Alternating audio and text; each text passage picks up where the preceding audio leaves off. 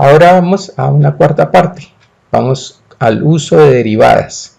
Yo les explicaba que el objetivo del curso no es aprender a derivar o hacer derivadas muy difíciles, pero sí es necesario pues conocer cuáles son los pasos para derivar y cómo se usa para obtener pues nuestro objetivo, cuál es el máximo valor posible para la altura y poder construir nuestra caja de forma eficiente. Entonces me dice, se desea hallar la altura máxima para la función, entonces me dan esta función que está acá. Me dicen, queremos hallar, para eso es necesario hallar la derivada con respecto a h. ¿Qué es lo que se hace con la derivada? Pues este exponente que tengo aquí en h baja y viene a multiplicar el coeficiente. Y el exponente que tengo aquí le resto una unidad. Aquí tengo un 80, el 2 que está aquí como exponente baja a multiplicar. Y al 2 le resto una unidad. 750 tiene un 1 aquí, pues el 1 va a ser módulo, no va a cambiar en nada esto, pero el h lo voy a restar a ese 1 que tengo aquí como exponente, otra unidad. Entonces ya cuando multiplico 2 por 3, 6h, el 3 disminuye una unidad, quedaría al cuadrado. 80 por 2, 160h, y aquí 750h a la 0. Recuerden, todo número elevado a 0 es igual a 1. Entonces la derivada de esa función es 6h cuadrado menos 160h más 375. ¿Cuál es el paso siguiente? Hallar las raíces. Ese sería el paso siguiente.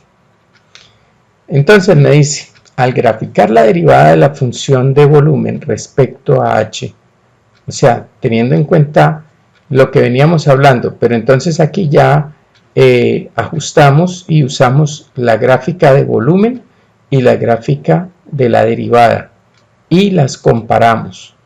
Observamos que la derivada pues forma esta parábola que está aquí en azul y la función de volumen tiene estos valores. Entonces miramos que las raíces de la parábola son los valores que me están dando aquí. Entonces de esas raíces, de esos valores aparece lo que va a ser el valor de la altura. Cualquiera de estos valores va a ser el valor de la altura. Sin embargo, recuerden que nosotros no tenemos una cartulina de 25 por 15, o sea que este valor no es posible. Pero este valor, según lo que nos sabemos, este valor sí corresponde a la raíz, que sería este valor aquí para h. Entonces ese sería el valor que le corresponde a la altura de la caja si trabajáramos con cajas con láminas de 15 por 25. Ya conociendo eso, entonces para la caja construida con cartulina de 15 centímetros por 25, las dimensiones de la caja con máxima capacidad serían, entonces vamos a reemplazar x, que es 25, vamos a reemplazar h por el valor que acabamos de hallar, y tenemos que la altura pues sería 2.59, recordando que x corresponde a 25 y que la altura es 2.59, entonces el largo que me quedaría disponible sería 19.82 y el ancho que me quedaría disponible sería 15 menos 2 por 2.59, 9.82. Significa que nuestra caja tendría estas medidas: 2,59 de altura, 19,82 y 9,82 centímetros de ancho. Entonces, si calculamos el volumen, vamos a multiplicar el alto por el largo por el ancho y me daría 504 centímetros cúbicos, ¿sí? Ese sería el volumen máximo que nosotros podríamos construir con ese tipo de cartulina. Y el valor más eficiente de altura sería este, 2.59 centímetros. Ahora me preguntan que se quiere construir un cilindro con tapa por cada extremo. Esto también se hizo en clase. se dispone de una cartulina de 25 por 35, o sea, un octavo de cartulina. Dice que la condición es aprovechar la máxima capacidad de cartulina. El proceso de construcción maximizado en su orden sería, entonces empezamos. Primero sería establecer la condición de área total disponible en función de altura. ¿Por qué? Porque como nosotros vamos a tener una medida de cartulina y vamos a relacionar la altura del cilindro con el radio, entonces vamos a tener otra variable más. Aparte del X, Y, vamos a tener H y vamos a tener radio. Entonces necesitamos establecer una relación de área con la altura para poder simplificar eso. Luego dice, debemos calcular el volumen analítico.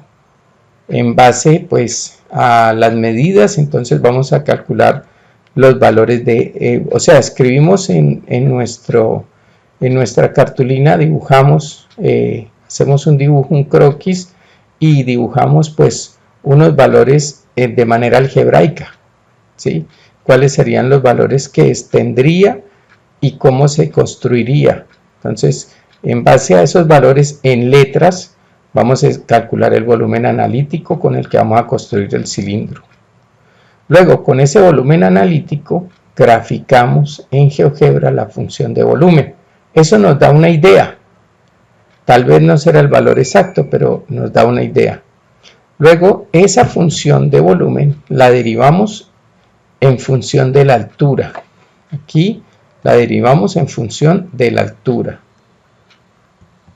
La siguiente dice, hallamos las raíces de esa derivada igualándola a 0 a esa función derivada.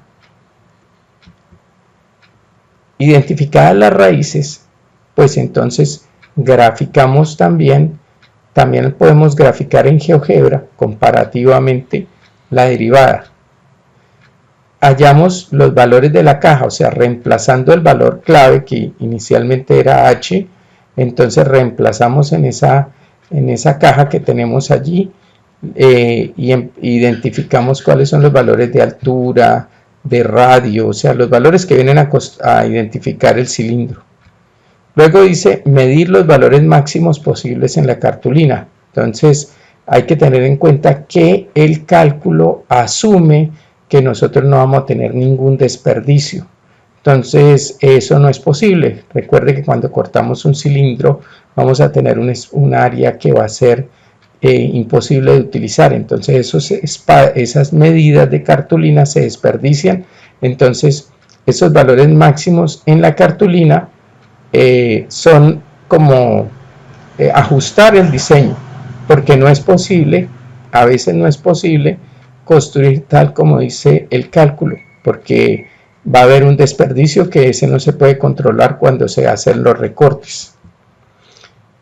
Ajustar a la realidad del material, entonces efectivamente, teniendo cuáles son las medidas, pues miramos efectivamente qué podemos hacer, disminuyendo de pronto el radio, disminuyendo la altura, podemos construir nuestro cilindro. Luego ahí sí, ya identificados los valores que podemos construirlo, lo dibujamos. Entonces dibujamos los círculos, dibujamos el rectángulo y empezamos a recortar y armar el cilindro. Ese sería el proceso para nuestro trabajo.